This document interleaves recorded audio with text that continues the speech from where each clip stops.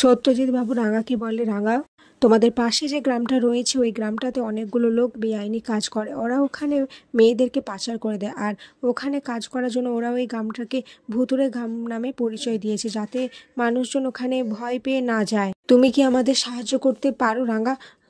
রাঙা বলে, হ্যাঁ, কিন্তু আমি দেখছি উড়ানবাবু যদি যায় তাহলে আমাকে ওখানে যেতে হবে, নাহলে আমি তো একা একা যেতে পারবো না। এদিকে বৃন্দা এই সমস্তটা শুনে নেয় আর বলে, এই তো আমি সুযোগ পেয়ে গেছি রাঙাকে এইবার এই বাড়ি থেকে সরিয়ে ফেলার। এদিকে নবারুণ প্রমিতা একলব্যকে বোঝানোর চেষ্টা করে যে রাঙা অনেকদিন রয়েছে এই বাড়িতে, এখনও গ্রামে যায়নি, আর ওদের গ্রাম থেকে ফোন করেছিল, তো ওদেরকে ডেকেছে একসাথে। এটা শুনে একলব্য কিছু বলে না। বৃন্দাও বলে, হ্যাঁ একলব্য, যাও না, ঘুরে আসো।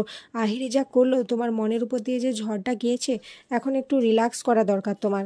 এরপর সবার কথা শুনে একলব্য রাজি হয়ে যায়, সবাই তো খুব খুশি হয়ে যায়। এদিকে বৃন্দা সুব্রতদাকে ডেকে পাঠিয়েছে। সুব্রতদা বলে, অনেক কষ্ট করে পুলিশের হাত থেকে বেঁচে বেঁচে এখানে এসেছি, যা বলার তাড়াতাড়ি বলে ফেলো। এরপর তার সমস্ত কথা বৃন্দা বলে দেয় সুব্রতদাকে, যে তারাও ওই গ্রামে যাবে, যে গ্রামে রাঙা আর একলব্য যাচ্ছে। এরপর বৃন্দা ভাবতে থাকে, তুই কি ভেবেছিস রাঙা, তোকে আমি ছেড়ে দেবো? কিছুতেই না। তুই যেমন কাজের লোক ছিলিস, তোকে আমি সেই জায়গাটা দেখিয়ে দেবো, তোকে আমি এই বাড়ি থেকে বের করে ছাড়বই। এদিকে রাঙা উড়ানবাবুর ব্যাগ গোছাতে গেলে একলব্য বলে, আমি এরকম ট্রাভেল অনেক করেছি, তাই আমার জিনিসপত্র তোমাকে গোছাতে হবে না রাঙা।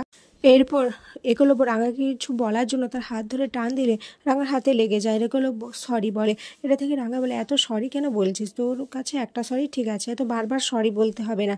এরপর দুজন দুজনের দিকে তাকিয়ে হাসতে থাকে। আর এখানেই আজকের পর্ব শেষ হয়েছে।